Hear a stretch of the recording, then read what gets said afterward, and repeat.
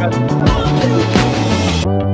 the Cheesesteak and Take Podcast Show, the only multi-generational Philadelphia sports podcast show. Where on this episode, we'll be talking a lot of things that don't involve the 76ers, not as much as the Philadelphia Eagles, but with the World Cup coming up, going to talk a whole lot of soccer, going to get into a little bit of what's been going on with the NBA Finals. But first, we have to say that this podcast is brought to you by Drew's Pop Culture Update, which is what we're going to get into first. Drew, what do you have for us today?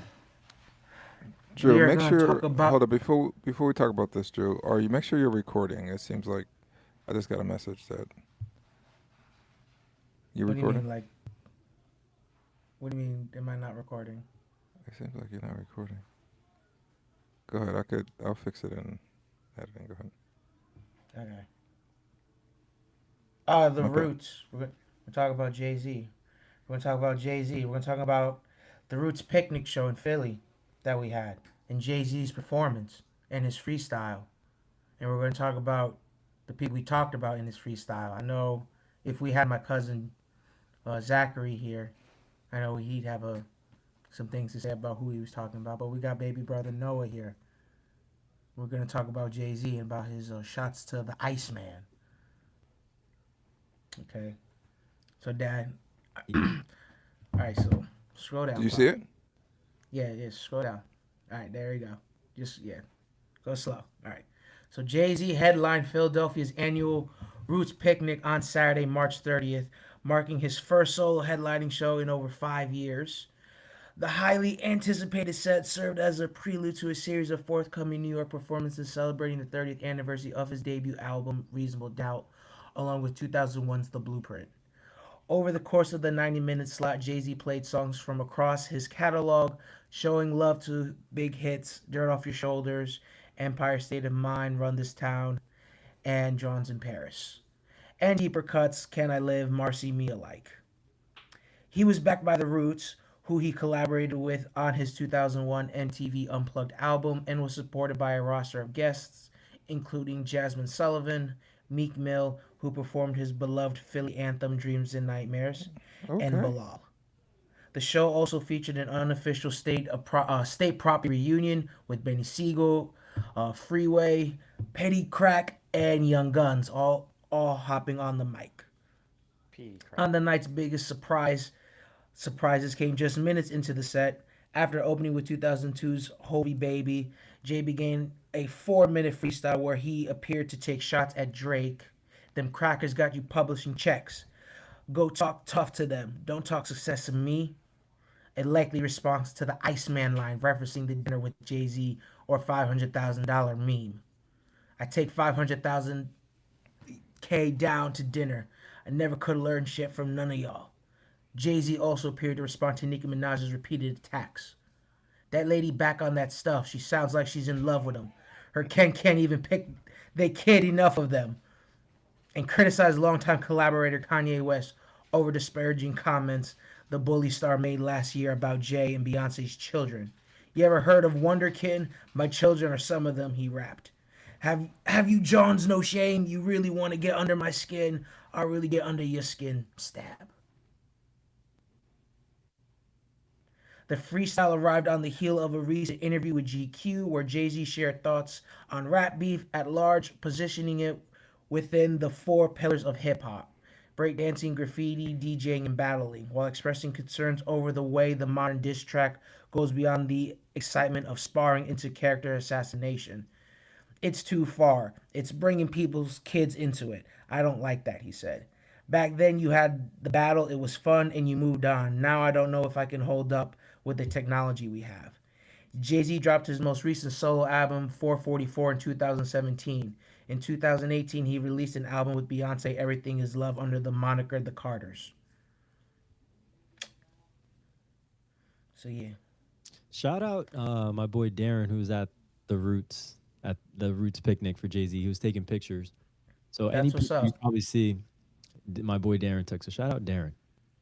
The fact that I knew most of those artists, I'm pretty impressed with myself. So, Dad, if you could also play the freestyle. Is it curse words? Can you play the freestyle? Relax. Dad, do you remember those car rides to recreational basketball games, listening to magically run out of pranks? You son on a federal jail line mumbling something about having too much in his drink. You know how dumb that is? Another one fumbled his, wonder how I get the blame. Niggas' teeth is tumbling out their mouth, and somehow I'm the one who done it. It's a murder mystery gang.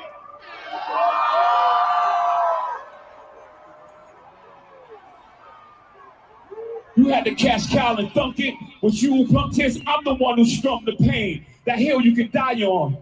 It's way too much flat that comes from those planes. I'm killing them softly. What's understood don't need to be explained. You want it one way, it's the other. I still on you suckers, I'm all of you niggas gang. I ain't much for me, it's no how. Cancel the brunches, I remember the hunger pain. The price of the bricks going up. It's gonna cost you a beat to even say my name. Enough of that. But why don't you play the rest of it? be like $1 billion? Like $1 billion to say his name? Yes. Also, yes. A B could be a brick. A B could be a billion. Could be a baby. Could be a baby mama. Could be the baby. Could be Beyonce. Could be anything.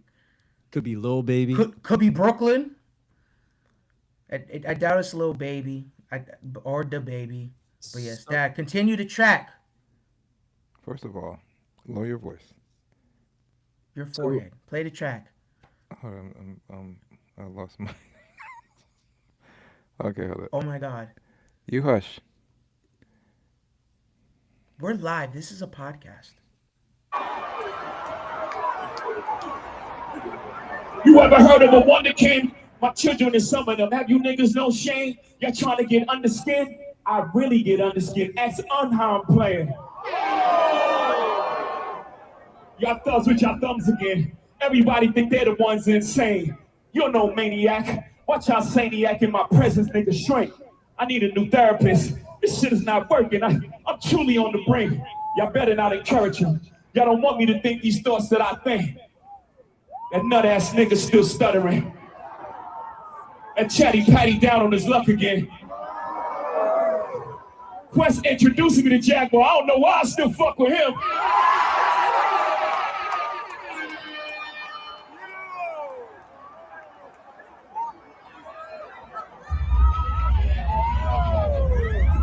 You was wondering why I do the freestyle rehearsal. That lady back on the stuff, she sound like she in love with him. Her kid can't even take their kids. Enough of them. A rapper can't be my eye. I got MAGA Republicans. Them shots came from the very top of the government. Good luck with them. I'm governed by God. You try to break the government. I brain for 40 days. My neck get flooded again. Wrist get flooded again. My net worth went up again. My next update, the jig is up. Nigga, I'm up 10. Wrong chart, champ. You gotta look up again. Niggas look up to Hove. I never looked up to them. The crackers got your publishing gangster. Go talk tough to them. Don't talk success to me. You niggas is workers. In perpetuity is how your contract is worded. Don't make me go first, man. The roots remember, even when the trees pretend, not too much of my name. Don't forget, the rock's not crumbling. That's enough. What happened to Drew? He left. I'm gonna let him in a second. I guess, Dad, if you you're into freestyles, and I feel like you critique freestyles pretty hard. You're talking about Drake and his freestyling ability. How would you rate this freestyle on a scale of 1 to 10, with 10 being the best? You might be muted, Troy. Say it again. Yeah, so I wasn't overly impressed with it. Listen, he was just taking shots at people, right? And that was fine. I guess that's what he wanted to do. I would expect him, if he comes out with another album, I would expect him to up the ante on it. But it was fine. It was fine. I just, I don't even consider that freestyle. It's just, I don't know. He was just talking. Yeah, he was just talking. A sidebar, if you will. Yeah. But what were you saying about taking you to recreation and listening to something? I was saying, remember the car rides going to my rec basketball games? We'd play Jay-Z, Run This Town. You would ask me like what I wanted to listen to get hyped up, and then you just Oh. put on. Oh, okay. Yeah, listen, I'm a Jay-Z fan. I I think his best album was his first album for me. That was his best album. I loved every reason about that album. But I'm a fan. The 444 album was great also. I don't know, but as far as his freestyle, like it didn't move me at all. Didn't matter who he was talking about. Um, yeah, it was fine. All right, Drew, Baby thank you Noah. for- I just want Baby Noah's thoughts, considering he took shots at the Iceman. I just want Baby. I thought it was a good freestyle. I thought Jay-Z is one of the greatest rappers of all time. Like it was, I thought there's at first when I first heard it, I was like I wasn't that impressed, but then I saw like what everyone was talking about on Twitter and like the backstory of some of the stuff he was saying, and I thought there was a lot of like clever lines. Um, and like speaking of Drake, like I just think it's funny that like someone who's not hip hop is like always like the main topic in like these hip hop discussions. That's all I'm gonna say about that. I thought it was a good freestyle thing. Well, to your point, Noah, I think the reason that is because he's always putting other rappers in his rhymes, and he's talking about them initially. Like I don't think anybody's really worried about Drake. Drake is kind of like pushing the envelope when it comes to other rappers, and they respond. Like that's the game, right? He's just responding, and he responded to him. He responded to. I don't know if you guys know who Jaguar Wright is. She's from Philly. She's a R&B artist, um, and she's been on Jay-Z's case for like 20 years, just really on his case for whatever reason. So I listen. He took a lot of shots at everybody. Kanye, Dame Dash, list goes on. So I thought it was okay. I thought it was all right. Was he doing it? You gotta forgive me. I'm not in that world. Was he doing it because they were taking shots at him and he was getting back, or? Yeah, for the most part, yeah. Yeah, it seems like everybody has something to say about Jay-Z. So, Yeah. I mean, most of there's the just so time many he's quiet things. about it. There's just so many things to say about him. Yeah, it's true. Can't really blame him. It's true. Yeah, good and bad. Good and bad. Terrible. But Awful. so many things to say about Jay-Z. So many things to say about this World Cup that we got coming up, guys. the Don't we traffic have some? that Don't we New have some Jersey's going fitness? to deal with. Oh, we Don't could we talk do some fitness. I have a little bit of fitness corner stuff we could talk about. So I want to give my advice to people that can't make it to the gym. People that, for whatever reason, find it hard to make it to the gym, don't have the time, don't have access to a gym. What would be the best thing that they can do from home? And I've given this to you, Dad. I'm sure we've talked about it on the pod at some point, but bodyweight squats are so beneficial for not only strength and mobility, but for your heart health. I think they're very underrated. You can do bodyweight squats on your lunch break. And I think the key, if you were to make this a pillar in a at home away from the gym routine, is making it easy. So like doing like 5-10 reps at a time all throughout the day. I mean, by the time you're done with the day, you're probably at, around 5 to 6 sets of 5 reps of bodyweight squats. And that adds up. And I think you would see a big difference in your fitness, both body composition wise and just internally with how you feel. So I would definitely make that a pillar, doing squats throughout your day. You could also make it push-ups. If you're somebody that's able to do push-ups, you could do 5 to 10 push-ups throughout the day, break it up 5 to 6 sets. And I think you'd be surprised to see what kind of gains you'd make from a routine as simple as that. So Yeah, like that's a body very- squats, push-ups, you can make pull-ups if you have a pull-up bar, throw that in there. But yeah, just making it really doable so you can repeat it throughout the day. Yeah, that's a very good point. And I think the most important part in that is you don't have to push yourself. like to your point, Kobe, you could just do 5 reps every hour just to get started, and you'll see such a big difference. I don't do as much as I should. Like when you told me about this months ago, and you were helping grandma with her body weight squats. Um, I did it for a while, and I was like, you know what, that really does help. Um, but I need to get back to it. But the push-ups I always do push-ups. That's like on my days off when I was really hitting the gym. On my days off, it was 300 push-ups. That was my day off, just to maintain, um, and just keep it going. So, push-ups are great. Body squats are great. If you have a pull-up bar, probably talked about this before. If you have a pull-up bar that you can hook on the inside of your door, that's also great. Um, but yeah. I mean, you don't have to. If you're afraid to hit the gym, or if you're intimidated, you can still get a good workout in at home. Just do a little bit of research. How many push-ups do you think you're at, Dad? If you had to do as many as you could right now, how many do you think you can knock out? I could probably knock out. 80. 80 in a row. Nice. Yeah. But I'm struggling. Like the form is not going to be good by the time I hit 68, and I could kill myself to get another 12 in. But I'll be honest. I have a hard time getting over like the 55 mark. If I'm like really trying to do good push-ups, I have a hard time getting over that point. Like, yeah, it's hard. I Like a lot feel of people, good push-up. and I include myself in this. We don't really do push-ups correctly, um, based on like hand placement, based on keeping your body straight as possible, and it's hard. It's hard if you do a proper push-up. And listen, I could knock out 50, and a lot of it I just want to keep tension in my chest. I'm not really concerned. Like I don't do push-ups. You could do like narrow, put your hands in a narrow position, and it concentrates more on your triceps.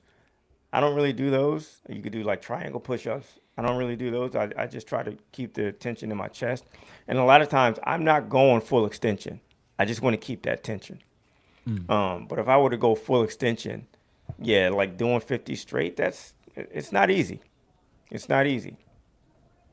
But like if I do 300, like on my days off, if I was doing 300, I'm not doing 300 straight. I'm doing 25.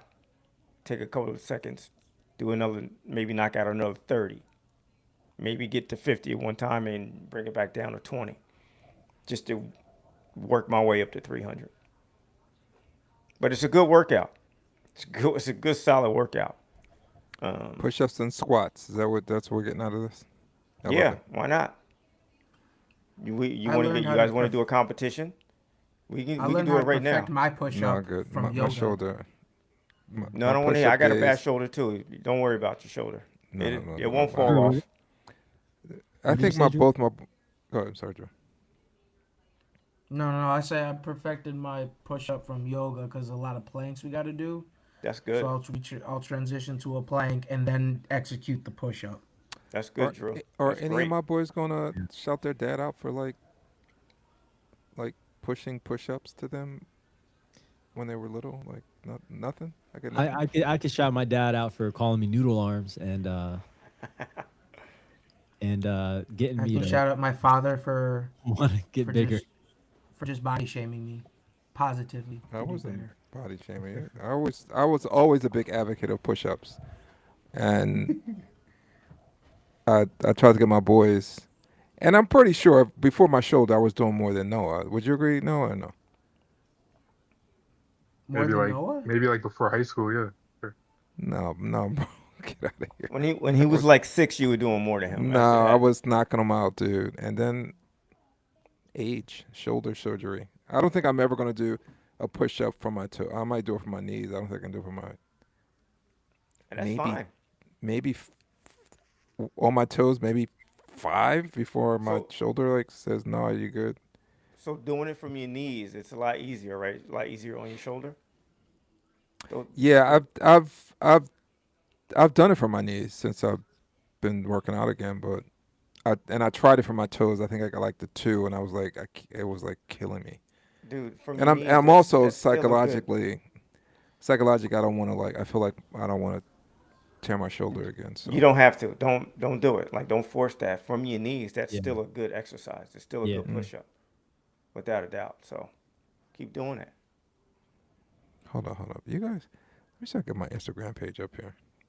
You guys, have you seen my Instagram page when I'm killing those push-ups? I think I did see a clip at some point. Come on, killing it. Who's that? We're Talk gonna among have to put that yourselves while I log in. in the B-roll. We're gonna have to put a clip of UC doing push-ups in the B-roll when we post these clips. Hold on, I might pull it right now. There's a really good push-up workout that somebody created. It's like, oh man, it's like you do push-ups. It's a mix of push-ups, planks, and a core variation. It's 4 rounds. You do like, I think as many push-ups as you can,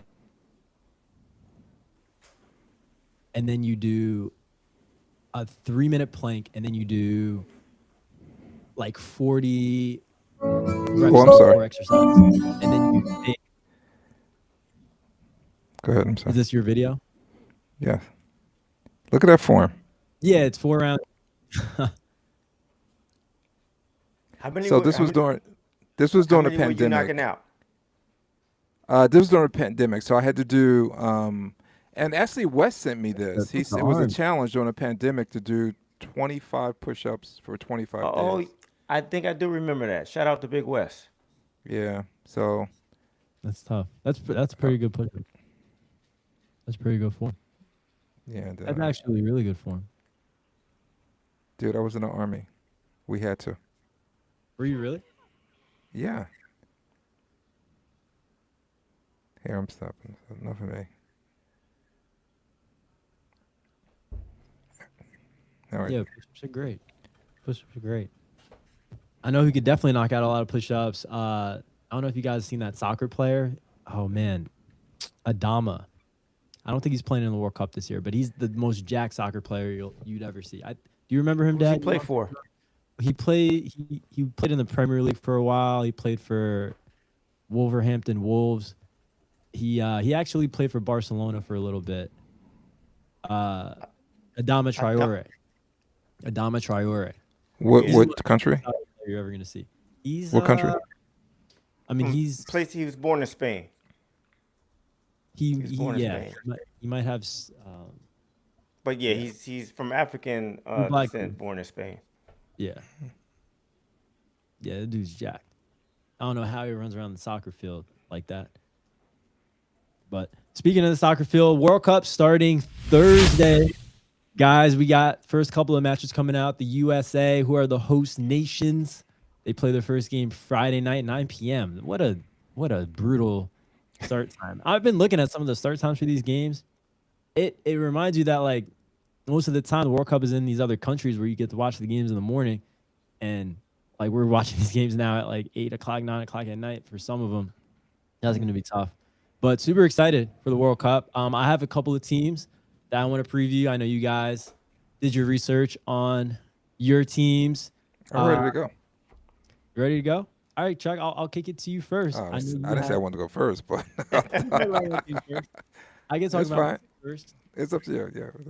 All right, yeah. So I had England and France. I know, Chuck, you said that you figured England and France were going to be two of the top teams, two of the favorites from what you were reading. According to my research, yes. According to your research, I would have to disagree. I think that England, around these competitions, whether it's the Euros or the World Cup, the motto with England is, oh, it's coming home because this is where soccer originated from, the World Cup. This is the year it's finally coming home. I don't think that this is the year. I do not think this is the year for England. I think that, first of all, they're leaving a lot of guys, a lot of big names off of the team. And Cole Palmer, who's not going to be on the team, Phil Foden. Those are two of the bigger names that are being left off the squad. So I think they're going to suffer when it comes to their depth and attacking players a little bit. Really, really excited to see Marcus Rashford play for them. He's supposed to start on the left wing. He's a favorite to start there, so I'm looking forward to seeing him play. He plays for Manchester United. He used to play for Manchester United, my favorite club, and now plays for Barcelona. Had a great year for Barcelona. He's a great guy. He does a lot for the community. He grew up, really humbly in England, and uh, didn't always have money for lunch and for necessities, and had a hard time getting to practice as a kid. And he's a brother. He's black, plays for England, so I'm really going to be rooting for him and hoping that England does well for him. So he should get a lot of playing time. But I think obviously their best player, Harry Kane, the striker, he's going to be somebody that they run their team through. He's going to expect to score a lot of goals. But I think that they will suffer from depth a little bit, from not having the guys like that I mentioned on the team, and having a lot of inexperienced guys as well. I think 20 of the 26 selections made their first England camp last year. So it's a really young team, a team that hasn't really had a whole lot of experience on the stage. So I'll be interested to see how they do. They're always going to have big expectations because they're England, but I just don't think that this is going to be the year for them. And then France is probably, England is a top 5 team right now in the world, and France is probably top 5 as well. You could argue top 3, maybe even top 2. They have who many are considering the best player in the entire tournament right now, and that's Ousmane Dembele. They also have Kylian Mbappe. I thought he was the best player in the world. No? He was like considered that maybe a couple years ago. Okay. Yeah, he just had a little bit of a down year with his club, Real Madrid. I mean, he still, I think, scored the most goals in the league, but he was, I guess, just not vintage Mbappe. And Dembele has been awesome for PSG this season. They just won Champions League with him leading the way.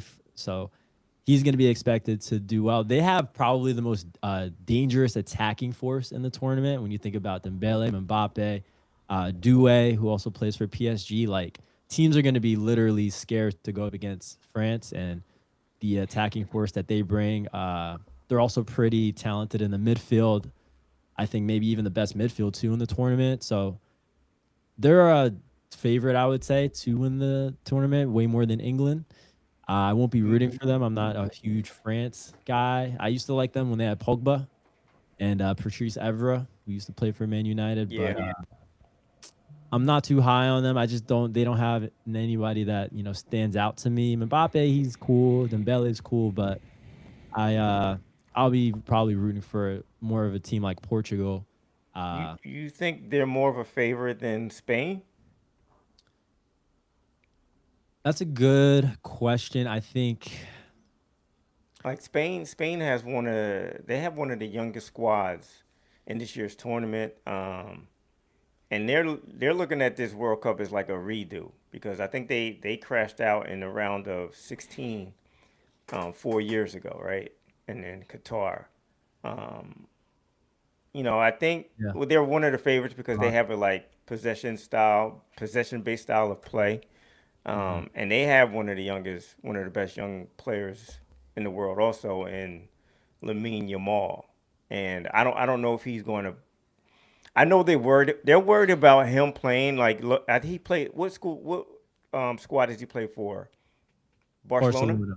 Yeah. So it's like Embiid when he wanted to play in the Olympics. Like Barcelona was worried about him, like he was injured or something, and he's not really fully recovered. So they're worried about him playing in this World Cup because it's going to basically affect when he goes back and plays for Barcelona. And I'm sure there's a lot of other teams feel that way about players that are playing in this World Cup. Like the injuries in soccer seem to be a lot more prevalent than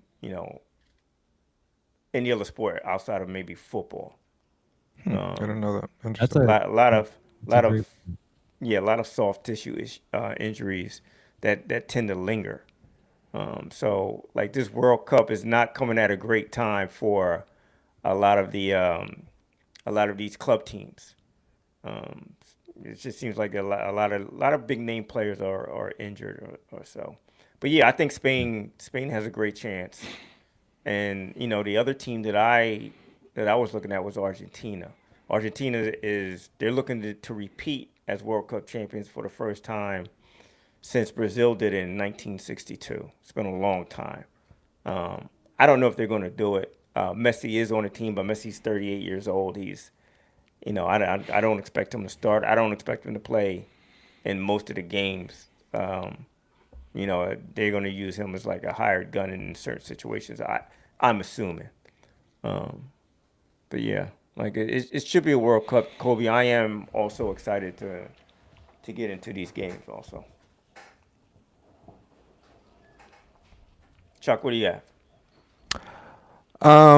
Well, I'm not excited to get into these games, but I did some research, and I think one of the things I like about this podcast is that I really don't have to do any extra work.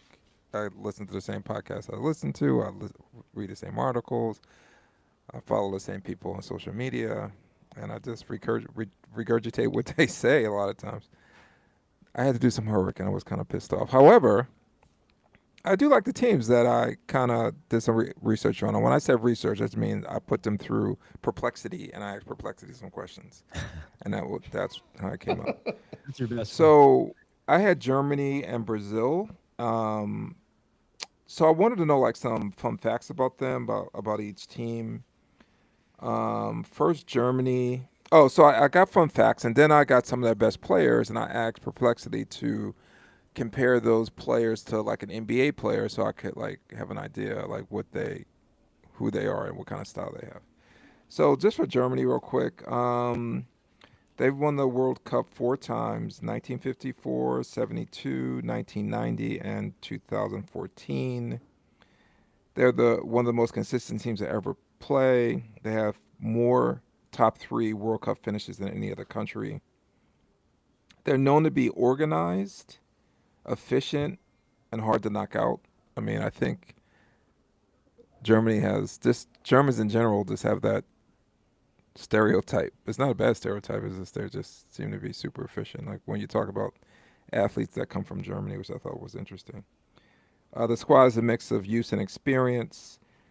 Their best player, what caused my that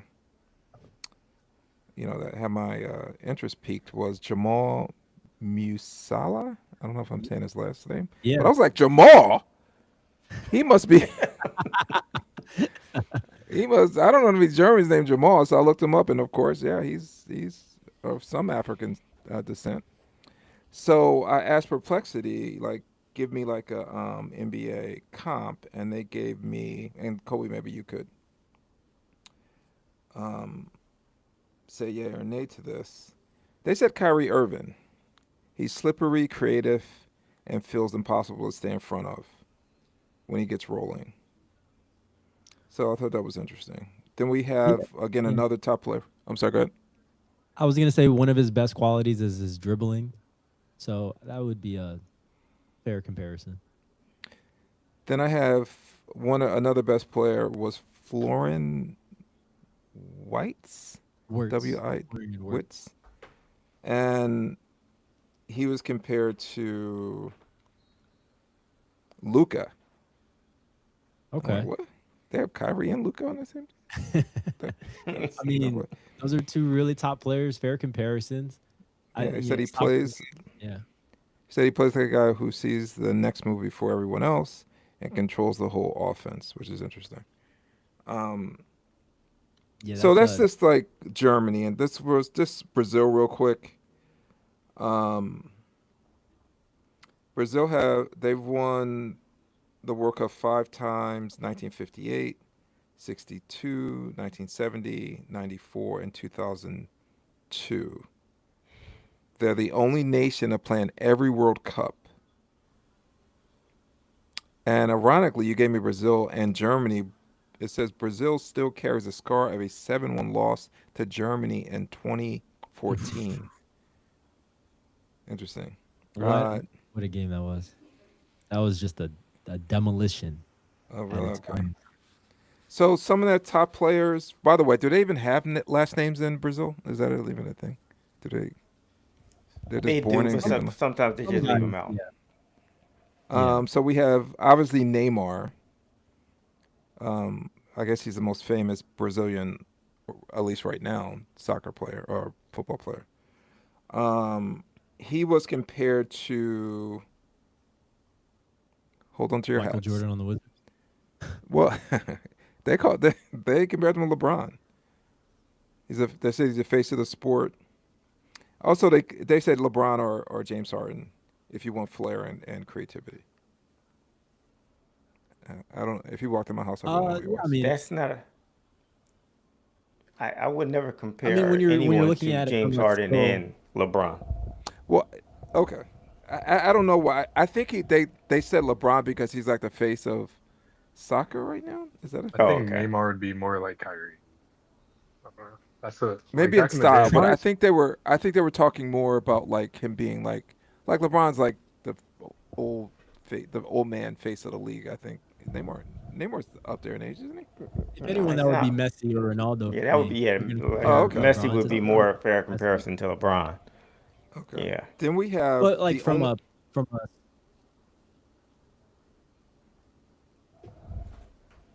what? go ahead.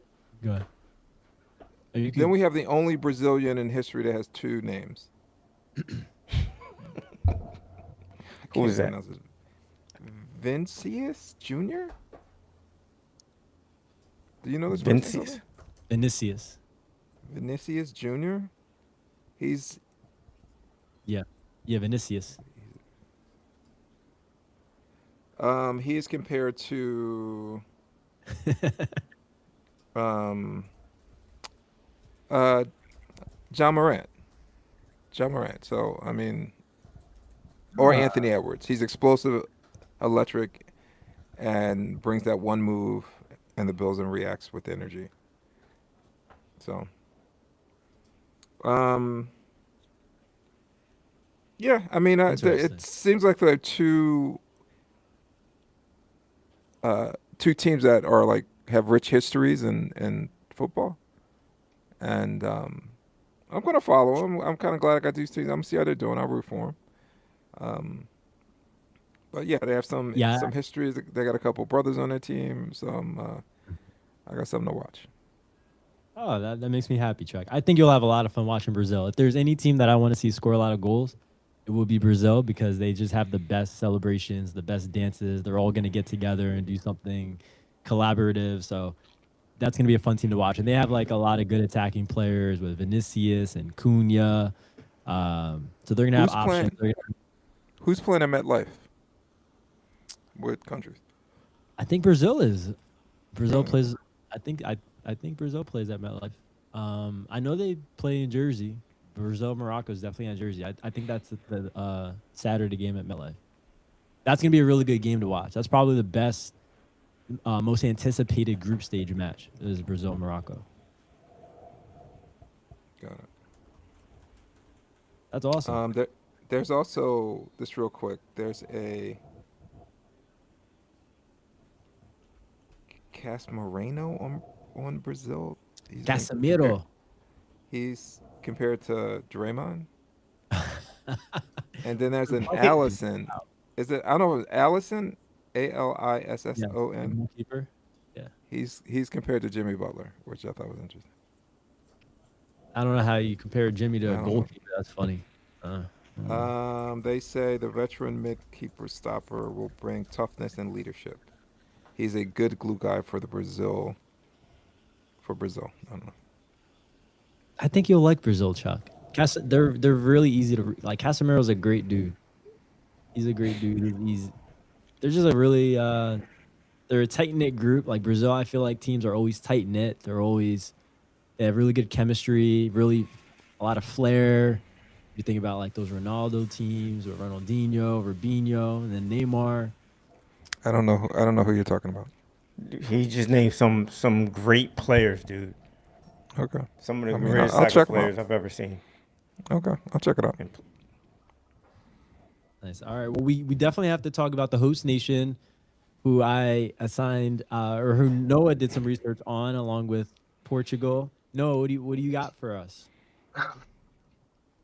So, on USA, I don't have much about USA. I'm not gonna lie. But Portugal, I've heard that this is probably the best team they've had in a while. This is also like supposed to be Ronaldo's last shot is getting his World Cup. You guys don't know, like I used to play soccer when I was younger. I played for a little bit because my friend really liked soccer and he got me to play and stuff. I was a big fan of Messi, so like I was never like a Ronaldo guy. I still respect him, you know. It'd be nice to see him get a World Cup. You know, I'm rooting for Argentina or USA or I like Norway because I like Holland. Oh, That's the only reason. Like I think he's pretty like he's well, I see Oh, like Holland as a Messi. person. I thought it was like the No, country or something. is you mad about that? oh my gosh, Holland. He didn't just say that. You don't like him? I don't can't. really- I don't- I respect Holland, but I'm a United fan, and I hate. He plays for Man City. Okay, yeah. I hate City, and he's I just didn't know an what team he a-hole. played for him. I respect his success, how good he is. He's a great goal scorer, but he's an a-hole. I don't like him. I've heard that Yeah. too. But when I see him like flying around, like jumping, like I don't know. He kind of looks like he kind of reminds me of like a younger Ronaldo. I don't know if they play like Like Yeah. from a physical standpoint, he's a specimen. like a physicality That and a that's the physicality. kid. That's the kid with the ponytail. Yeah, Yeah. With blonde kid with the ponytail. Yeah, he's a good player. like yeah. He's just Yes. remember Chicharito, Dad? Mm-hmm. He's like a bigger Chicharito in the sense that like he's just always in the right position Yeah. as an attacker, and his finishing, like it's pristine. Like with either foot, he's like an excellent 10 out of 10 finisher. Like he's always gonna find the back of the net. It's really amazing to watch. So what about USA? Like, do you have anything about that, Kobe? So they actually didn't just really find played this. You would have found this interesting, Chuck. While you were doing your research, they played in a friendly against Germany on Saturday that I got to watch. I got to watch the whole game, and USA played really, really well against Germany, who's considered the 7th best team in the world. They lost the game 2-1, but they created a lot of chances. Their press in that game looked really good. And I think in a competition like the World Cup, especially after what you said, Dad, with all the injuries that have been going on, you're not going to see a whole lot of teams press too much because it's going to be too tiring. Right. But the way that the U.S. pressed against Germany, I mean, if that's something that they can do throughout the tournament and find a way to have legs and, have enough guys to do that, they're going to be a tough out. They played really well in that game. And you saw a lot of guys like Christian Pulisic, Weston McKennie, who are going to be key players for them that played, almost the whole game. So it wasn't like they had like bench guys in there or anything. Like that was their team that they had. And Germany had some guys out there too that are going to be playing for them. So I was really encouraged from their friendly against Germany on Saturday. And if it's a sign of things that come, they'll be a tough out in the tournament. That's good. to So, hear. what kind of finish would you want the USA to have so they don't embarrass the country? Oh, Like- you have to make it out the group stage. If they don't Okay, make if they it out- did that, we won't be an embarrassment. No, you won't be an embarrassment. I guess it also depends on who you lose to. Like if they, I don't know, like the U.S. they're ranked in the top 20 in the world, so if they lost to like a team in the knockout rounds that like, I don't know, shocked the world, got out the group stage that's like ranked 40th, that would be a bit of a disappointment on your home soil. But I think, they haven't been out of the group stage since what, 2000 and it's been almost a decade, 2018, if they did it then, if not 2014, but they would have, they just got to make it out the group stage. They got to make it out the group stage. And that would be if they don't, that would be a disappointment, a huge disappointment. Okay. All right, fellas, great. That was awesome.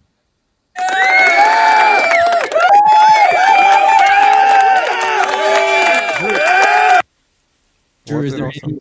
is there I thought it was. Drew, is there any team that you're looking forward to watching? Anything you're excited about when it comes to the World Cup this year, being on U.S. soil? And What I know about the World Cup in soccer is that there's going to be some games in Jersey at the New York, New Jersey Stadium. That's what we're calling it because of the rights, I think. with FIFA and stuff, right? They're calling the wherever that where the hell the fucking what is it? Where the Jets play? Is it where the Yeah. Yeah, Jets play? just What? right. Stop cursing. MetLife Stadium. They're not calling Yeah. it MetLife Stadium. Yeah, they're calling it the New York, New Jersey Stadium. Yeah. I'm excited about that. I'm excited about the traffic we're gonna face. I'm excited for uh what The else? $100 train ride Yeah, from New that York to yeah, have MetLife fun with Stadium, that. which normally And costs $12. yeah, and I used to take the culturally, path for $1. Yeah, a That's not a path. thing anymore. It's not a thing and anymore. I'm sure gas was like a nickel back then. It's $3. Oh, it's $3 now. All right, that's still like the best deal in North Jersey. Something like that. Yeah, and as a Puerto Rican, I'm baseball Spanish. I'm not soccer Spanish, so I'm kind of indifferent. Different breed. Yes, Interesting. we're soccer. Fair enough. Fair We enough. gotta. Hey, I'm sure guys, there's a what team are you gonna league. see? Like there's a league. I know Puerto Rico has a league, but it's like we go to baseball, we go to boxing. Got a couple basketball players, got a couple of footballers, but that's it. Soccer. Cool. Cool. Just real quick, like, what should I be looking for when I'm like watching these games and it's like 0-0 at the 50-minute mark, and I'm like, oh my god, they're running around. I could do this. I could not score in a soccer game. In a football game. I could do that. So But when what should I be looking for, like, to keep my attention? let me ask you a question, Chuck. When Noah was playing soccer, what Well, did you Drew do? plays Did soccer. you watch the game? I watched him. Yes, Okay. Drew plays Uh, soccer. I don't think Noah plays soccer. He just You watch said he him did. chase butterflies. Noah not- played soccer. They was put not Drew. chasing They put butterflies. Drew in goal one day, and I literally had to turn my back because I was so like intense. I could not look, and Drew was just having fun out there. He was a little kid, and I had to turn away because I thought I was gonna have a like a heart attack because I couldn't watch it. You know what soccer's nickname is, right? The beautiful game. It's called I knew you were the gonna- beautiful game. The beautiful game. When Kobe started playing soccer, I had very little interest in it, and he starts playing, and I got into it basically because I noticed how intense he was. Other kids were literally on the field chasing butterflies, and he's concentrating and figuring out what he needs to do. And like he got good. I'm not saying he was like a natural. He's not like one of these Neymar type of guys, but there was an effort and a care, right? So it was like, all right, he cares about it. I'll care about it too. And then we started playing FIFA on the video game on the PlayStation, and that's when I really started to understand why they call it the beautiful game, because it's not necessarily, you're not going to score a lot of goals in soccer, but it's how, when you do score a goal, how the goal is set up by how many guys are on the soccer field? 11? Mhm. You're actually the Kobe? wrong Yep. dude. Yeah, 11 Yeah, 11. guys. 11. 11 guys for that one instance. It's like one human being. If that goal gets set up, and when you see it from beginning to end, it is one of the prettiest things that you can ever see in a sporting event. When you start to look for it and then you actually see it, it's beautiful. It is beautiful to watch. It's beautiful to see. And Well, Troy- that's what I got from it, as far Troy, as like it being a beautiful game. Kobe's not walking through that door. If Kobe was playing, I would be super interested. But okay, so what you're gonna figure out who the best player is, and maybe you Yeah, just watch that guy. Maybe you just watch maybe that I do that, person. What, I think And these that- what I NBA would say- comps, the NBA comps have helped. Like, I'm interested Yeah. in kind of seeing these players that I was assigned to. These teams and the players on those teams. So yeah. we'll see. Yeah, definitely look for the players and look for the teams that aren't expected to do much, because anything can happen in a tournament like this, and in soccer in general, like any team can get that one goal that changes Yeah. everything. So look for like the team that has Germany on the ropes in the 73rd minute. That's 0-0. That they're sitting back, absorbing pressure, and they get that one counter. They're just looking for that one counter attack opportunity, and they get it and score like that. Those are the type of things that you kind of look for in a World Cup. There's those underdog nations, because for the people back at home, for those countries, this is everything. Like this is when we think about Haiti, who's in this World Cup for the first time, I think ever. Like people of Haitian Like Shout out descent, to the Haiti. country's going to shut down. The country will exactly. literally shut Like down this is when they everything. play. This is everything for so many people, even in the United States. Like it's Yeah, everything. if I had to be excited for any team, I'll give a shout out to Haiti. Shout out to Haiti. Okay, good. Yeah. A team that we'll see play on that MetLife grass in the fall, the Philadelphia Eagles, who just traded AJ Brown, something we didn't talk about yet on this podcast. AJ Brown is now a New England Patriot officially. The Eagles were able to get a measly second round draft pick First for round. They got a first. AJ Brown. They got a Oh, got a first. first round first. draft pick.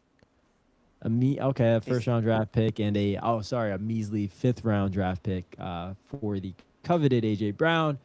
But guys, I want to talk about the Eagles. How is this offense gonna look? Sean Mannion, no AJ Brown, new wide receiving corps. What's gonna be the focal point? Is it gonna be Saquon? No, I want to kick it to you first. Is it gonna be Saquon? Are we gonna see a high volume passing attack led by Jalen Hurts this year? What do you expect to see from the offense, and how are you feeling post AJ Brown trade? I'm feeling. I'm excited for the next season, the different look offense than what we had. It seems like all the players are having a good response to Sean Mannion's offense. They're complimenting it, saying it's going to be harder for defenses to decipher what's going on pre-snap. Lane Johnson said like it'll be the first time in his career he's getting like guard help, which I think is kind of crazy. He's been in the league for a long time, but he's good enough to leave out there in Ireland. I heard we're gonna try and get the linebackers on the other team, get them running around the field and open up the field more. It seemed like we weren't really getting a lot of that last year. I think I'm a little upset that we don't have Stoutland again, but I've heard good things about the O-line coach as well. I saw like a clip of him coaching today. He seemed pretty enthusiastic. Seemed like the guys are responding well to him. I think Saquon's gonna have a better season this year. I think our linemen, they were banged up last year. They'll come back and be a little more fresh, which would be nice. Mekhi Lemon's been like injured for some reason. I don't know what happened. I don't know if it's serious or not, but I think we have a lot of talented receivers on the team. We have Smitty, who's always looked at as the number one, but we just had AJ, so he was just our number two. We have Mekhi Lemon, who is arguably the best wide receiver prospects. And we have Wicks, who I've heard a lot of good things about, and I've seen a lot of good things when he was on the Packers. He's a good route runner. I saw Sirianni compared him to like Keenan Allen because he used to coach Keenan Allen on the Chargers. Compared him to a player like that, which is one of the best route runners ever. So some pretty high praise. I'm feeling good about next season. I'm excited. Yeah.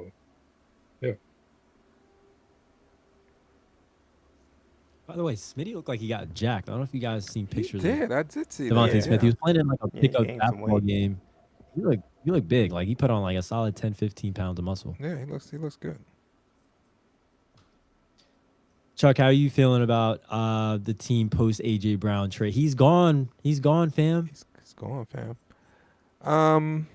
I think Noah said it best. I do want to really focus on Howie. This trade was a perfect example of like the stability between like the GM and the owner. I know we may talk a little Sixers, which is the complete opposite of that. How he's able to make these long-term trades because he knows he's going to be here.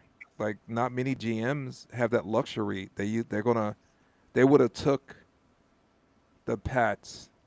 What were they? 31st pick this past draft. They may have. Most teams would have taken that 31st pick. I was like, no, I'm good. I can wait. I'm gonna be here. I'm securing my job, and I think that comes down from the owner, so they could make. I don't know what's going to happen with the Eagles, but I know 2 years from now they're going to be a Super Bowl contender, and they're going to have 2 first-round picks. So I just love that this owner and GM, just stability that the Eagles have. Mm-hmm. The other thing, I think Troy is on my side on this. But last podcast, I took a little heat about the whole if AJ was my son, and I know I don't want to go into all the dirty laundry that we're hearing unless you guys want to, but if AJ was my son, there's no way in heck I'm having that dude get married. There's no way. And the dirty laundry that came out this week or last week is a perfect example of why football players in their 20s and in their 30s should not be getting married right now. And I'm not saying he can't be a good husband one day. It is too much. All that money, all that fame, you're just attracting a lot of attention. It's going to be really, really hard for him to be a good husband. I'm not saying he's not going to be a good father, but it's really, really difficult. It's going to be difficult for him. And I know Troy was on my on my side there. Yeah, I don't no, know I about you agree. young boys. So I agree. it's like I said, it was a perfect example. So I think Noah said it best. Oh, go ahead. I'm sorry. What was a perfect example of that point? Him. What about AJ and the? You said something was a No. perfect example of the fact that it was a bad idea for him to get married. If you guys want to get into it, like the fact that him and Hassan Reddick had issues with a masseuse. And okay, I didn't know that. Wait, are you living under? We do a podcast. You're a host of a podcast about the Philadelphia Eagles. I did not know this. Can I say something? NFL TMZ. All right. Can I say something? Yes. Yeah. Like I may have lost like all my respect for AJ Brown. Whoa! I thought you were going to say, Dad, you were right. I thought you were going to start out with that. I'm going to say the opposite of that, actually. Go ahead. I'm sorry. If you were interrupting me. I may have lost like all my respect for AJ Brown in the last week or so, but like I don't think this story was true at all. Like I think it was just some like BS, like made up. I saw like I don't know if the report is true or not, but I saw like someone interviewed Big Dom about it, and like Big Dom said it was like just like some fictional story. I don't know. Well, listen, did any of you guys like can we talk about like him like quitting on the team and like dropping multiple passes? No, before we do. No, yeah, before we do. I just wanted a victory lap. That's all I wanted. That's all. Hello, guys. Hello. Go ahead. Did we ever question why Hassan Reddick was gone after the year he had? A little bit. Like, it seemed kind of weird, right? Yeah. Like, and they kind of just based it off of what he was asking for and contract-wise. But, like, I don't know. Like, if there's smoke, there's probably a little bit of fire. I'm not saying, like, everything went down as we saw on social media, but I don't know.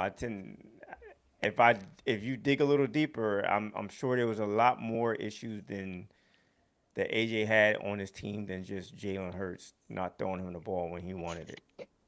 And that doesn't seem, to Troy's point, like Jalen Hurts, like not. First of all, I don't know if you guys looked at the stats. Like since AJ Brown has been with the Eagles, he's got the 6th most targets in the NFL. Yeah. It's almost like That someone doesn't like on the seem podcast has been saying that. okay, but that's so perfect. That you're making my point, Noah. Like, that doesn't seem like him not getting the ball enough. Didn't seem like a good enough reason for him to say, "I want to request a trade." There Yeah. had to be something personal with it. So it does make sense to me, and maybe it's a little overblown. Maybe it's some embellishing, but I think there is some. It just makes sense. I don't know if it's true or not, but it does make sense, and I haven't heard a lot of people deny it. And I just saw a little clip of AJ too, kind of snitching out some of his teammates this last week. I should have saved it, but um, I think there's a lot of truth to that. It should be a lot of. I think there's a lot of truth to it. So I I do admire. I'm sorry, Troy. I do just want to say I Go do ahead. admire. If it is true, I admire Jalen Hurts for like rising above it, and not like like going to the media with it or like letting it like affect.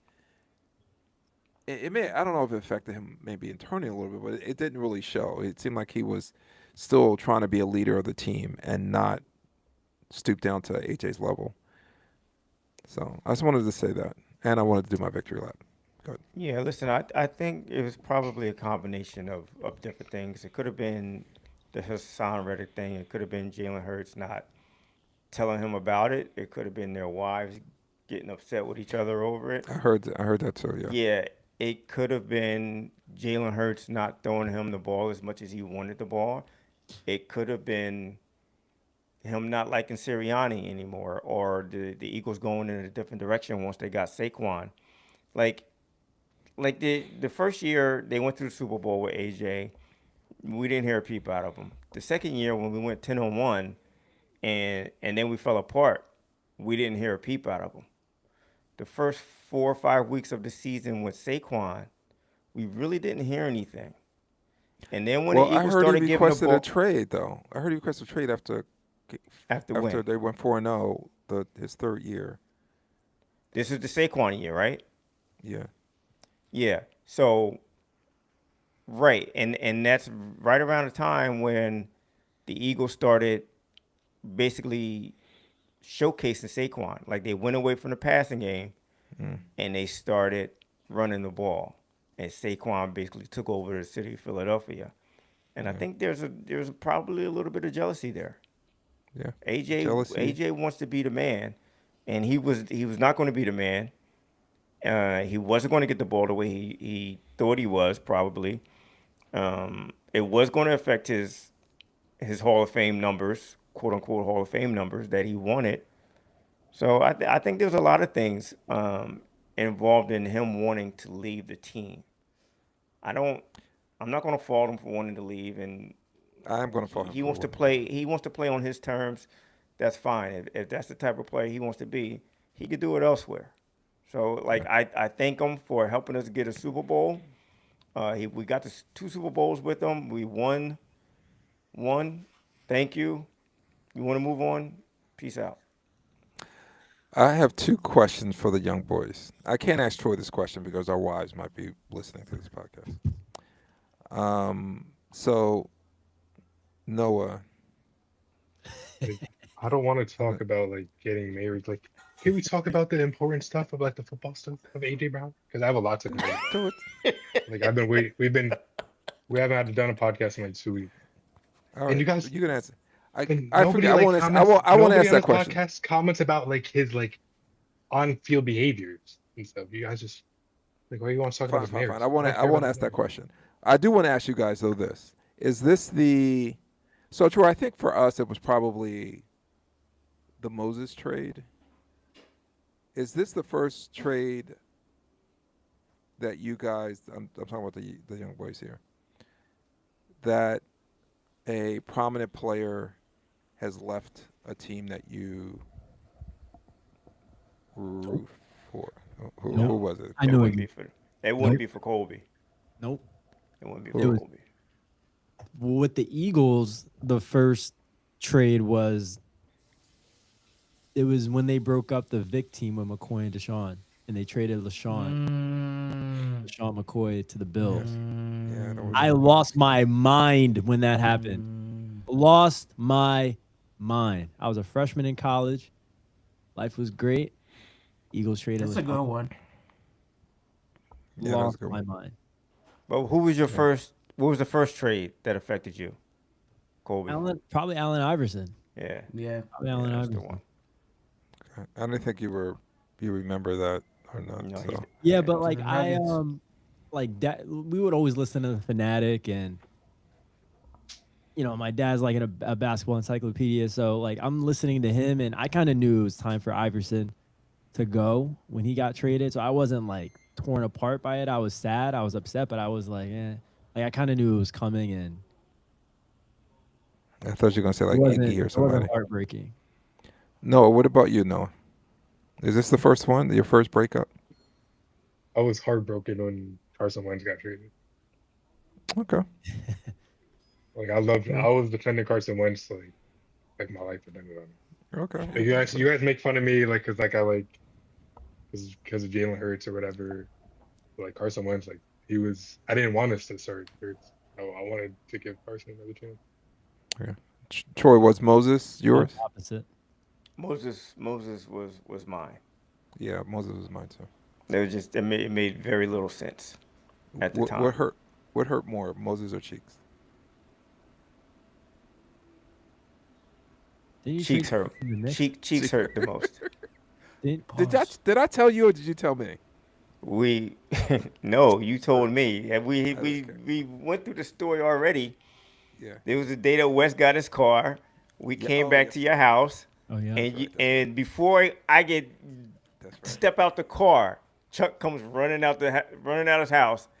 He was like, "Are you sitting down?" I was like, "What?" He said they traded Cheeks, and I just fell out. I just fell on the ground like you got to be effing kidding me. And then once I saw they had a video of when he found out. He Oh, went to yeah. practice that morning. They didn't tell him. By the time he gets home, the TV trucks are parked outside of his house, and they were like, "You just got traded. Like, you want to make a comment?" And he's like, He was. he didn't say anything. He just drove off. Yeah. It was really sad. I wanted to kill somebody. Yeah. Ugh. Now he's a But coach yeah, for the Knicks. Now he's a coach for the Knicks that's about to win a NBA title. Would you Speaking of Greek, guys do you guys want to hold up, Kobe and Drew and Noah? Would you guys be okay one day you're watching 15 years from now, and Maxey is like the coach for assistant coach for the Indiana Pacers or something? You gonna be okay with that? Is what it is. I'd haven't root for the Pacers, I guess. Okay. All right. Well, just ask. He's going, fam. He's the next one out. What?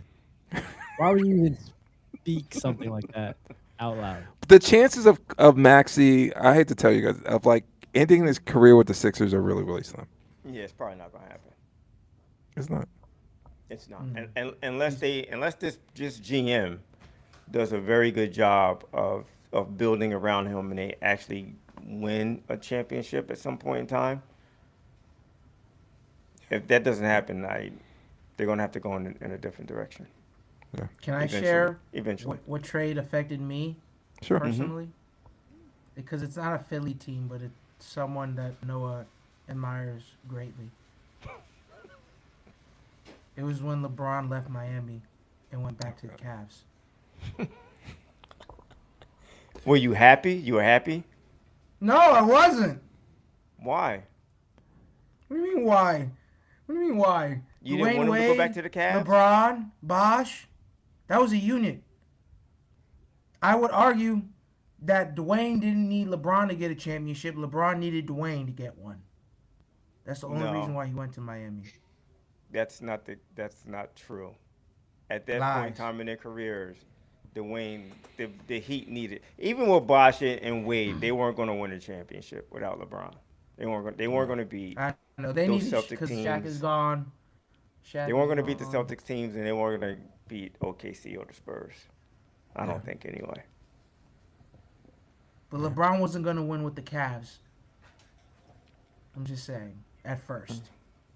The first run. It wasn't going to happen. It didn't happen. It didn't happen. And then he went That's- back. that's because of bad coaching by one Mike Brown, who's in the finals now, coaching his ass off. The It's irony. amazing. You and these coaches. But that But you that, guys that wanna was a talk trade about that this Knicks? affected me. That's all. You want to talk about this Yeah, I Knicks didn't know that Spurs? affected you. I want to go on record that this might be the first time I was happy to see the president because the Knicks lost.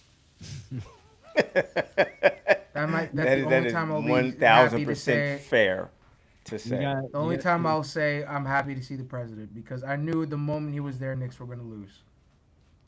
Knicks were No. going to lose. I hope he shows up in Game 4. He's not.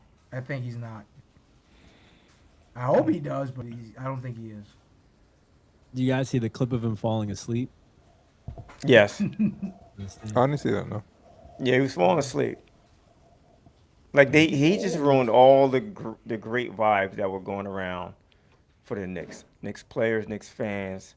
Like it was just, I hate the Knicks. I hate them, but like in the city, it was just such a great vibe to be a Knicks fan. And him coming in just ruined everything. No more watch parties. Watch parties going off the 'cause rails. a lot of People restaurants and small rioting. businesses were closed. Right, a lot of businesses and bars around the area had to close down. Yeah. It's just I stupid. didn't think of that. It's just dumb. My It was friend, like for And security then he purposes or goes something, there, right? and then he goes there and he falls asleep. He's old. Like like he just should be in dumb. bed, but he's probably asleep by now. He's probably 2 hours into his sleep. Anyway, enough about that guy. I What was do you guys happy think the about the orange series? man defeated the blue and orange team. That's my What do you guys final think say. about the series? I think. I'm hoping the next one for the series. However, I think San Antonio is a better team. They just can't finish. Well, they finished the other night, but those two losses that they had in San Antonio, they just couldn't finish the game. And I don't think Wemby's I always talk about how it's really hard for a team to be kind of get to a level where they're consistent champions when your best other people have to get your best player the ball. Now Wemby can initiate offense, I give him that, but I think he's more guardable if he's on a perimeter. They need Castle, even Fox, to be able to finish games. So Wemby is more pulling defenders toward him and giving them easy looks. But I think the Knicks have I think it's a must win that game 4. I know it's weird to say because they're up 2-1.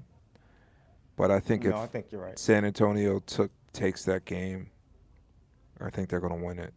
So Listen, Do you ahead, think? I got a question for Dad and for Troy. Do you think the presence of Fat Joe, aka Joey Crack, if he were to appear again, it's going to make a difference for the Knicks and affect Wemby's offense? I do not. I don't. Do you think he I paid don't- for those tickets? I don't know. Doesn't matter. It's Fat Joe, whether it's gifted or he pays for it. No, I'm doesn't just matter. curious. I'm I'm looking at curious like about- Celebrity Row, and I'm like, who? Yeah, those tickets. were Did the going president for- pay for his tickets, No. No. or But did those- we pay with our federal dollars? Correct, we paid. So those tickets down, they're going for like the price of a house. Those tickets Yeah. down near the floor. So yeah, there's a good question whether he paid for it or not.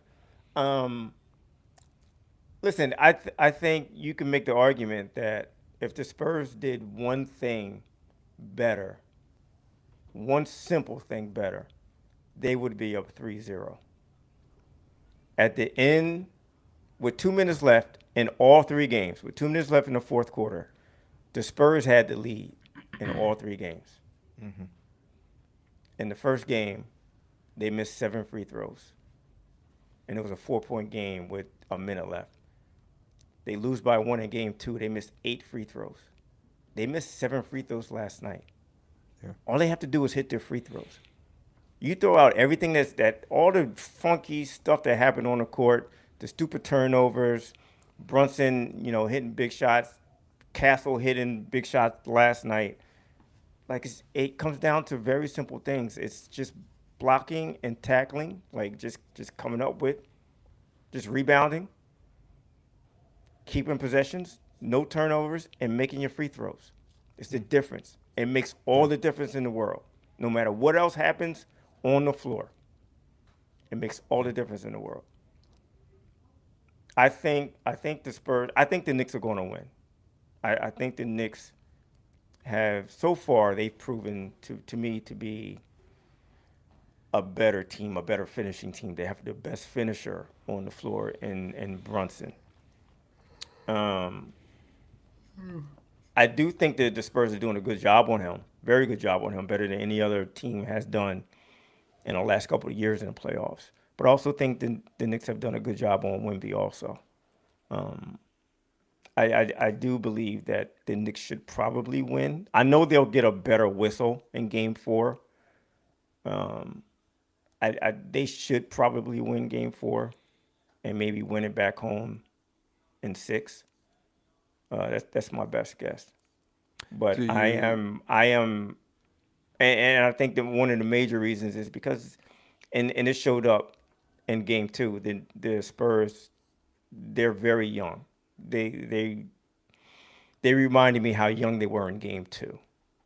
And I forgot because of how they play, how aggressive they are. They don't seem to be afraid of the moment. And I'm not saying they were afraid of the moment in Game 2, but it's just the miscommunication, the silly mistakes that they would make.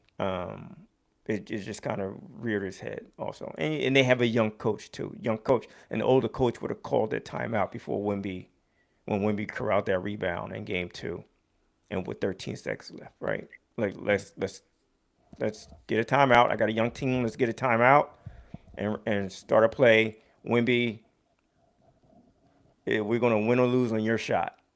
If Wemby was a more mature player, he would have been like, I'm keeping this ball and we're gonna win or lose on my shot. He's not gonna be looking to give that ball up just to get it back. I have the ball. There's 13 seconds left. Let me just take the ball up the court and do what I need to do. Right. So I think maturity is going to continue to play a big part in the outcome of this series.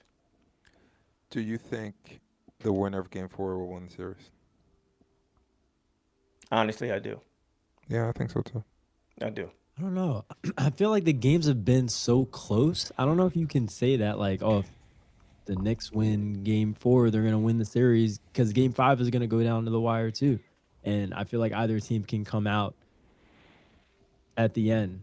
Like the Knicks, like you said, Dad, do have a better finisher in Brunson, but we've seen Wemby finish games in the playoffs. Yeah. We saw Castle hit the big 3 last night when Mhm. they needed it. So I feel like it's a crapshoot. Um, I see the series going 6 or 7 personally. I think it's Yeah. gonna go 6 or 7. I feel like every game to an extent will have its own story. It's not gonna like one game's not gonna sway the series one way, in my opinion. I think that they're all gonna go down to the wire because they're really two really good teams. Physical, you know, both haven't gotten a championship yet, so the hunger's Yeah, there from each side equally. I think yeah, it's gonna Cope. go down to the I, wire. I, I wasn't saying if the Knicks win Game 4, they're gonna like just Win Game 5. have a gentleman's sweep. I just meant same thing with the Spurs. I just think the Knicks are gonna win, so they'll be up 3-1, and it's gonna be hard for the Spurs to come back. And if the Spurs win, I think there's gonna have momentum, and they're gonna be home, and they're gonna go, like Troy said, they're young, but they're gonna get more confident, and I think that'll be hard to beat. So that's what I mean. I agree with you. I think it's gonna go. I think it's probably gonna go 7, quite honestly. But I just think the winner of this next game will have an upper hand, especially if the Yeah. Knicks win. If they go 3-1, it's gonna be. They're not the Yeah, Sixers be against the Celtics or anything. When the Sixers were down 3-1. Yeah, it's going to be Yeah. tough. but we have seen the Knicks blow a 3-1 series before. Didn't they blow a 3-1 series against the Pacers? A 3-1 series Did lead? they? I don't I remember. think they were up 3-1 in that series, no? Hold up. What year? Last year, or when Reggie Miller? They lost to the Pacers twice in the playoffs. I think the first year they were up 3-1. No, It no, could no, have no. been. Against the Halliburton team. Yeah, it could have been. I don't remember. But Could be before. Are we going to talk about I I the new gym? oh yeah, we can talk about him. Just real quick, Troy. I know you saw the press conference. I just want to give SGA a shout out. He is so thoughtful when he speaks. Have you guys like listened to him? No, what did Like you after say? he said something after they lost to the Spurs, and I wrote it down because I'm a sucker for like inspirational quotes and stuff like that. And I thought it was really interesting. He said, "This is after he lost in Game 7. He said, I failed at my goal.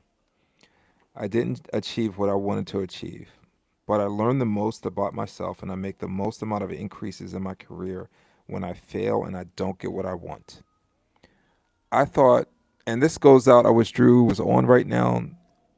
You young boys, fail. I don't know how to put it. Like, you don't have any baby mamas. You don't need kids. Take some chances. You have a safety net because you can always come back home or whatever. But do some things and fail at it. You learn from it. And I thought this is an interesting quote. And every time I hear SGA speak, it's always thoughtful, and I kind of learned something from it. So I wrote that down when he had said that during the press conference. Yes, it's a very good lesson that you're talking about, Chuck. Like if you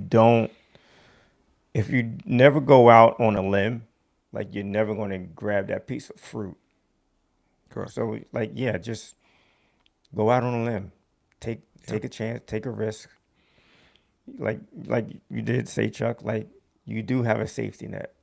So if you guys ever wanted to do something that's you're not really sure about or you're afraid about, you got to take chances in life. It's the only way Yeah. you get anywhere is by taking a chance, taking a shot. So, Yeah. Well said.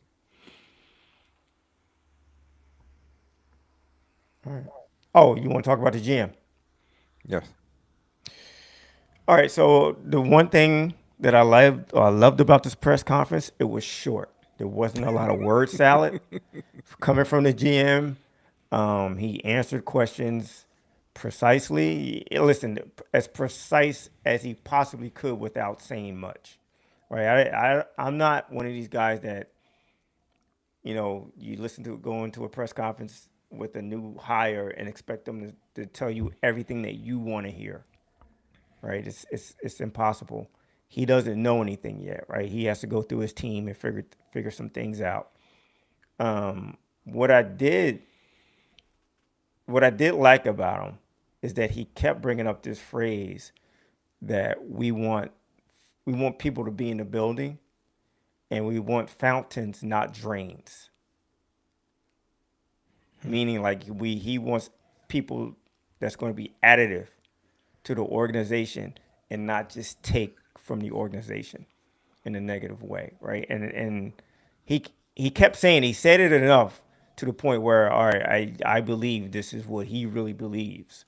So like my guess is that I know some people may think Embiid is a drain on the organization. It could be a drain on his teammates. I don't think he meant it specifically for Embiid, but maybe his attitude can change Embiid's attitude to a certain extent. I do believe that there's going to be some major changes within this team. I don't know if it's going to happen next year because I don't know if they have the flexibility to make some major changes, but I do believe that's where the future is headed. That's where they want to go. They want to make changes. I don't think Daryl Morey really wanted to make any major changes, for the next couple of years. Maybe because he couldn't. I don't know, but I think this regime is aimed in that direction, that we can't stay pat. He did say this is not a championship level team, and we are here to win a championship. So obviously they're gonna have to make some Oh, he changes. said that. He said we're not a championship level team. Yeah. Okay. I He still said like that. we just got swept in the second round. We are not a championship level team. I So love that actually.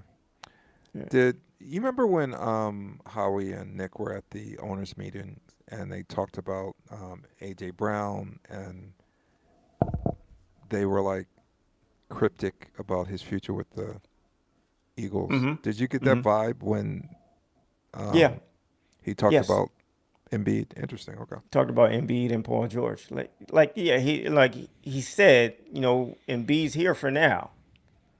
But he also said that, we have to get these four guys on the floor together and keep them playing.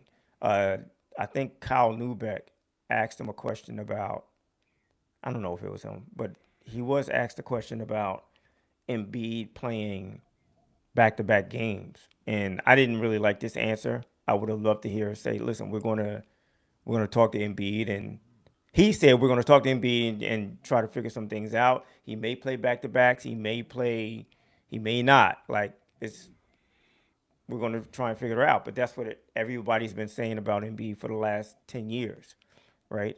I would have loved to hear him say, yeah, we're going to try to play him back-to-backs when we have him. Maybe we don't play him 2 games in 3 nights.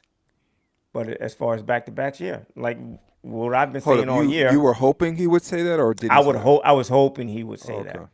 that. Just listen. You play one game for 30 minutes, they're back-to-back. Hey, you're playing 15 minutes, but we're gonna ramp you up. I would love that. I would love We're gonna that. ramp you I up don't so think you they can will get. do it. I don't. Maybe they would. Maybe they will. I have no idea. I would I have love no that. idea. But I would have loved to have heard it. But again, I really can't expect to hear what I want from a guy just coming in with his first press conference. It's, some people were getting upset that, he wasn't saying anything, but I don't know what you expect this guy to say. I really Okay. don't. You know what I expect? And I don't know if I want to articulate this like I really want to. I don't know if he's going to be a good GM or not. I don't think he's better than Daryl Morey right now. I think he will, maybe he can grow. But that's my fear I want what Oklahoma City has in their front end, or even like what the Knicks have. Like they've been through, both of those teams have been through multiple coaches, San Antonio as well. Like they have a stable front office.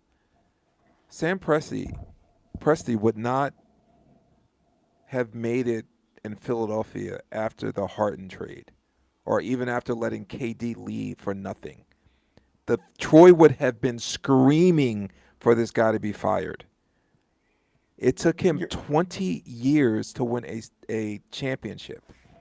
I'm hoping that this new GM for the Sixers gets 20 years. He's not where getting he 20 can years. learn. He's not getting 20 then years. I'm He's never- not in then OKC. He's not in OKC. He's not. Troy He's would not never, in would never Memphis, going to be dude. good. Show me the model. Show me the model of where the Listen, and if you're in organization's New, listening to the fans and let me tell you GMs something, are just Chuck. a revolving Chuck, door. let me tell you something. If the Knicks were still a 30, Leon Rose and World Wide West have been there like the whole time. correct, and if they were a 30-55 team for the past 3 years, they would have been fired. They would have been fired, Say Chuck. what you want about Dolan. He's loyal, dude. Chuck, he's not that loyal. They would have been fired. If you are in Boston and you're not producing, you're going to get fired. If you're in Philly, if you're in the Lakers, and unless No, you Lakers own the have the same team, front office. you're going to get fired. It's just the way it is. In Memphis, and OKC, and Sacramento, you could be there for 20 years. So Because you know why? Because the people don't care as much. But do you agree with that way of like I do running agree. an organization? No, listen, it's you have to listen to you have to listen to your fans to some extent because they're the ones paying the money. They're the ones paying the money. They're paying the ticket prices. They're buying the merchandise. You can't. If they're That's upset, craziness. They should listen to me. Chuck, all right. I mean, if you're an owner, Crazy. Chuck, if you're an owner and you hire a GM and that GM has done a piss poor job for 10 years, are you going to continue to hire him for another 10 years? And Probably continue to not. employ I him want for to. another I 10 do want to years? answer your question. So, because I Okay. hate when I ask questions and people. So, I would probably 10 years. I will probably, and they're not doing a good job. I would probably move on. I totally get that. But I think there is a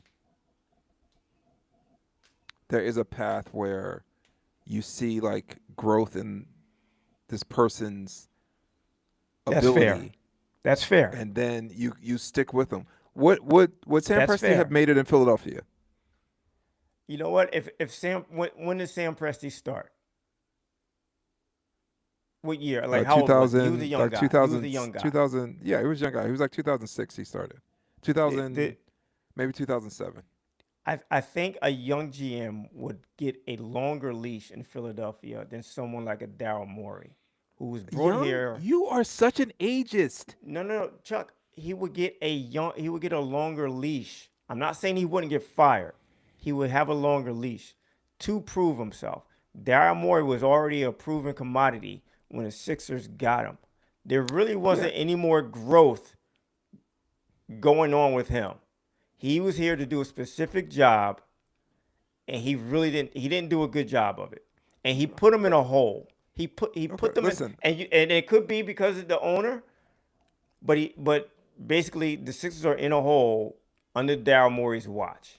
Fine. I don't really And want to make this about Daryl. I just want like this Well, new. it could be any other GM, right? Proven commodity. You're here to put us over the top, but instead we're in a deeper hole. They're not going to last. Not going to last. Well, I think we have an owner in Philadelphia who has shown that if you're loyal and you empower your GM, great things could happen. I mentioned Howie earlier about the fact that he can make trades. Oh, I'll take a 2028 first round. Yeah, that's fine. I'll be here.